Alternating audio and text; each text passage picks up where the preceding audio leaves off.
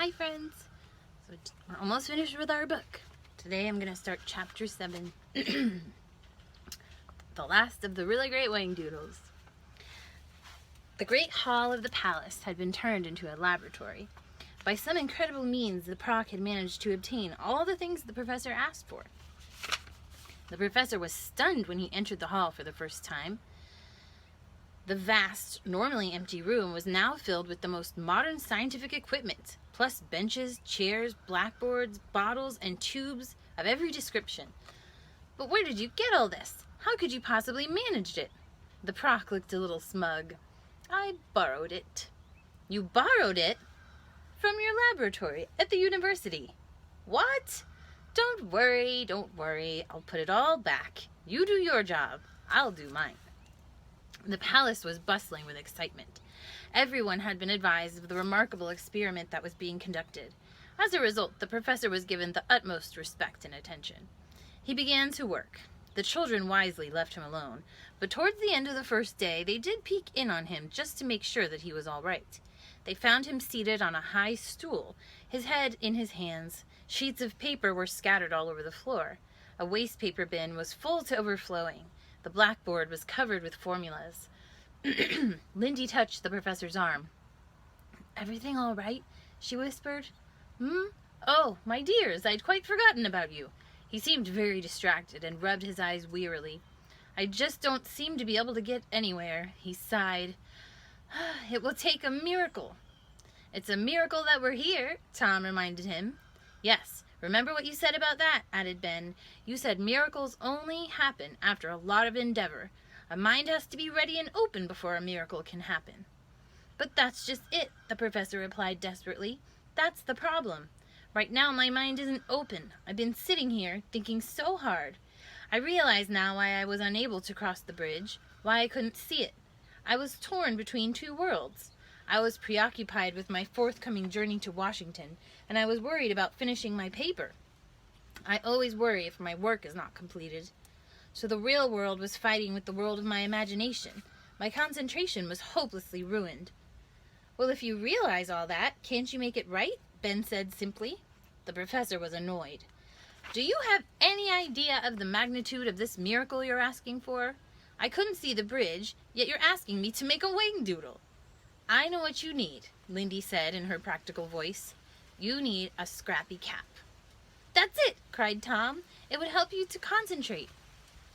Great idea. Come on, we'll go and ask the Proc about it, said Ben. They rushed towards the door. No, children, wait, the professor called after them, but they had gone. A short time later, the Proc arrived. He placed Lindy's bonnet on the workbench. Having a few problems? A few? That's a masterpiece of understatement.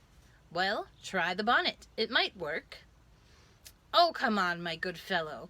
The professor looked impatient. You know as well as I do that those hats mean nothing. They're not magic at all. They're not? Of course not. They're just a device, something for the children to believe in, to help them bridge the gap. The Proc gave a small smile. Well, they obviously work very well for them. I wouldn't underestimate those hats if I were you. I don't follow. It's quite simple. You say the hats are not magic, yet the fact is that without them the children would never have believed enough to get to Whangdoodle Land. As you pointed out, by wearing the hats they were able to bridge the gap. Obviously you're having a lot of problems right now. You're trying to bridge a gap too. It would seem to me that Miss Lindy had a sensible idea. Try the hat. What have you got to lose?